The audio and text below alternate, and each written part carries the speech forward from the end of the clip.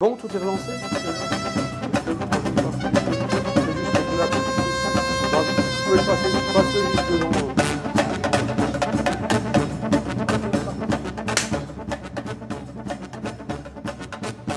Oui, alors Claudie, tu voulais me montrer quelques dessins. C'est quelle série là que Ben, c'est-à-dire que mon travail, il est continuellement en métamorphose, en fait. Oui. C'est-à-dire que je n'ai pas une ligne directe. Alors, je dessine beaucoup, ensuite je peins, j'écris, et donc ce sont des séries extrêmement différentes. Et tu m'avais parlé de cette série de Rembrandt. Oui, oui. Donc, il y a quelques années déjà, je suis allée à Amsterdam et je suis tombée en complète, mais vraiment, fascination devant un tout petit une aquatinte une eau forte de Rembrandt, une pointe sèche, qui est celle-ci, Oui, et oui. qui est vraiment quelque chose qui m'a montré à quel point Rembrandt était conscient finalement de sa nudité, et de sa solidarité avec le monde, mais surtout une espèce je ne comprends pas. J'aime tellement cette eau forte. Il est là, il nous regarde et dit pardonnez-moi. Pardonnez-moi. Il dit pardonnez-moi. Ou alors, j'essaie de vous dire à quel point je suis pas seulement, je suis ce grand peintre, mais je suis aussi cet homme plein de contradictions et de peur, d'angoisse, de solitude, hein, mais aussi de force. Parce qu'il est à la fois très triste et puis très fort ce regard, voilà. Et du coup, je me suis tellement attachée à lui que j'en ai fait, et j'en ai fait tellement j'ai fait j'ai passé 2 ans là-dessus, Oui, 2 ans à travailler, oui. et puis après, je trouve aussi toujours des trucs qui me confortent aussi. Henri Michaud qui dit, qui sait aussi avec quel étrange des miens, ce visage d'en face se confronte à moi, en tâtonnant et cherchant à être compris. Henri Michaud dans Passage. Oui, oui. Voilà, il cherche à être compris, il s'est fait, voilà. Et alors aussi, Pierre Verdi, plupart du temps, recueil 1915-1922, autre face. Les yeux noirs, mais ce sont des lorgnons. Une ombre glisse sur les joues, deux larmes coulent sur les joues. Est-ce pour moi, ou bien à cause du soleil? Personne n'ose demander qui il regarde, et chacun prend ce regard pour soi. Je crains d'être trop loin ou trop petit. Moi, je suis certainement trop loin, et celui qui est devant moi se rapproche. Pour me rassurer, je me dis que les yeux ne peuvent tout voir, et qu'il ne reste au cœur rien de ce qu'il ne peut contenir. Voilà, il ne reste au cœur rien de ce qu'il peut contenir. Et c'était extraordinaire. Alors voilà. Tu veux parler un peu du vide existentiel et s'en sortir grâce à l'art, quelque part. Ben Rembrandt, Rembrandt, c'est l'art qui. Oui, non, mais bon, c'est une question qu'on peut se poser. Oui, Rembrandt, évidemment, parce que. Oui. Non, mais on ressent tous ce sentiment de finitude. Et bon, Rembrandt l'a exprimé de manière magnifique. Oui. Et en ce qui me concerne, je suis aussi. Mais enfin, il y a des écrivains que j'aime énormément qui disent aussi des choses très essentielles, tu vois. Il y a aussi que j'ai lu un très beau livre de Salman Rushdie et je l'ai introduit pour ce truc. La vie devient très, comment dire, finie. Tu t'aperçois que tu ne possèdes rien, que tu n'as pas trouvé ta place, que tu ne fais qu'utiliser les choses un temps. Le monde inanimé se moque de toi. Tu partiras un jour, mais lui restera là. Lui. Ce n'est pas très profond ce que je dis là, Soli. C'est de la philosophie à la Winnie Ourson, et moi je suis ça, Winnie Ourson. Je sais, mais c'est quand même quelque chose de déchirant. Donc moi je fais ma philosophie à la Winnie Ourson. Je ne suis pas un très grand philosophe, hein. Je suis quelqu'un qui cherche, et voilà. Et donc je trouve ça aussi dans la lecture. Bien sûr. Énormément dans la lecture. Et voilà un autre passage de Michel Houellebecq, au milieu de l'effondrement physique généralisé, parce que lui-même, Rembrandt, toute sa vie, n'a parlé que de ça, parce qu'il ne parle que son propre temps. Quand il fait ses autoportraits, tu vois que lui-même prend confiance que vanité des vanités, tout est vanité. Et moi, c'est la base essentielle, je crois, de mon travail. Vanité des vanités, tout est vanité. Tout effondre.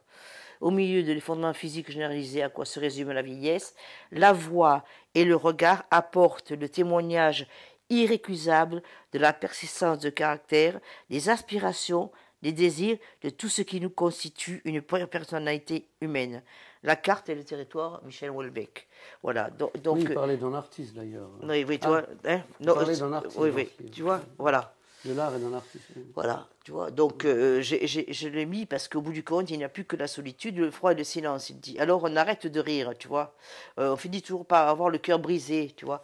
On arrête de rire. Quand on meurt, on ne sait pas si on rit beaucoup, hein. Donc, tu vois. Donc, c'est ça, c'est-à-dire que je pense que moi, étant donné que j'ai quand même passé ma vie, heureusement, j'étais mère célibataire et que j'ai eu cette magnifique chance d'avoir une fille que j'ai élevée avec... Mais enfin, la solitude, elle est grande quand tu es mère célibataire. Et je me suis rabattue quand je ne me occupe pas de Milly et quand je n'étais pas aux Beaux-Arts, je me suis mis à dessiner avec énormément, à dessiner, peindre et écrire. Parce que ainsi tu brises la solitude aussi. Quand tu es dans ce monde-là, tu es dans ton monde, et ce monde-là, malgré que tu fasses des choses un peu, pas toujours gaies, c'est une merveille d'être dans la création. Bien sûr. Oui. Tu voudrais peut-être, s'il te plaît, nous passer quelques pages comme ça, en silence, que les gens puissent regarder un peu. Et puis, moi, je les mettrai... je scannerai et je le mettrai dans la vidéo.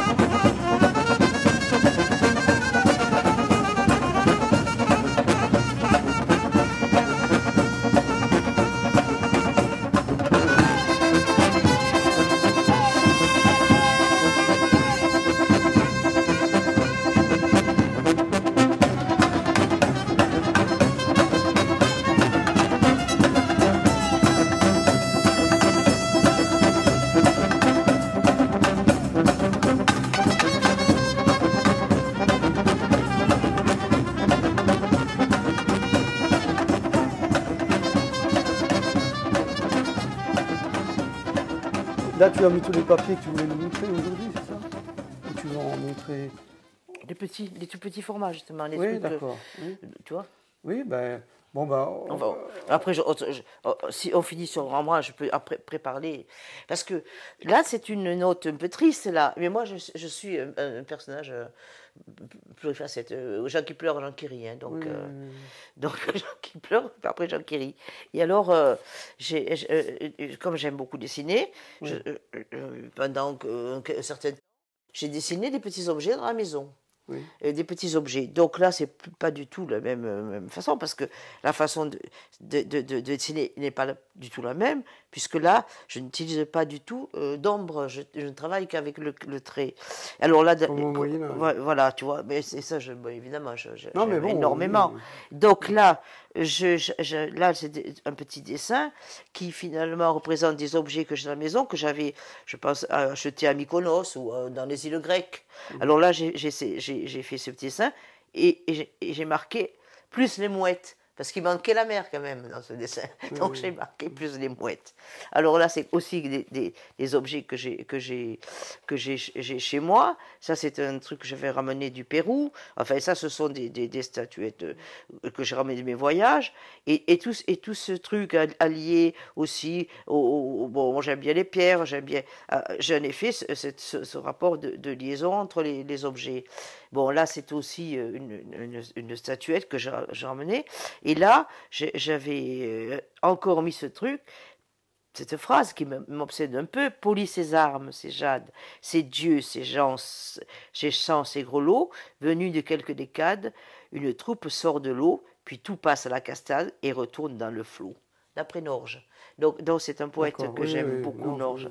Donc voilà, c'est-à-dire que du jour au lendemain, j'arrête quelque chose et je fais tout le contraire. En fait, tout le contraire, parce que j'ai l'impression que si j'en fais beaucoup, je sature. Et quand j'ai fini de saturer, je dis, oh, ben il faut quand même que je me fasse plaisir. Qu'est-ce que je vais faire un plaisir? Donc je reprends, mais tout le contraire, c'est complètement la pirouette, parce que je dis, bon, est-ce que je vais écrire? Est-ce que je vais peindre? Est-ce que je vais dessiner? Et puis voilà, donc, mais je ne me pose pas le problème comme ça. C'est parce que je suis comme ça que je fais le contraire. Parce que ça m'amuse d'aller chercher ailleurs. Voilà. Donc c'est vrai que je suis pas en même temps, je suis quelqu'un de très attentif, mais je fais de la philosophie et de l'art un peu à Bruni-Lorson. C'est-à-dire que l'art, pour moi, c'est quelque chose qui est à la fois extrêmement important, mais à la fois qui est tellement plaisir que je vais aussi chercher le plaisir, mais dans n'importe quoi. C'est-à-dire que dans n'importe quelle forme de travail, ben, ça pourrait être des trucs un peu grossiers, un peu vulgaires, mais si je me lance dans ce côté un peu grossier, un peu vulgaire, c'est parce que tout d'un coup, j'ai envie de dire: stop l'art. Le goût est fatigant comme la bonne compagnie. Ça, c'est Picabia qui le dit. Donc allons-y. Allons faire quelque chose qui fait que ça va être différent de ce pour lequel vous me connaissez. Je suis autre. Et puis voilà. Oui, tu es enfermé dans aucun cas. Dans aucun cas, dans la mesure où finalement je ne suis pas quelqu'un, je n'ai pas de galerie, je n'ai pas de renommée, etc. Ben, amusons, que je m'amuse déjà. Amusons-nous, tu vois, amusons-nous, je m'amuse, mais je m'amuse très sérieusement. Voilà. Très sérieusement. Voilà. Donc je m'amuse.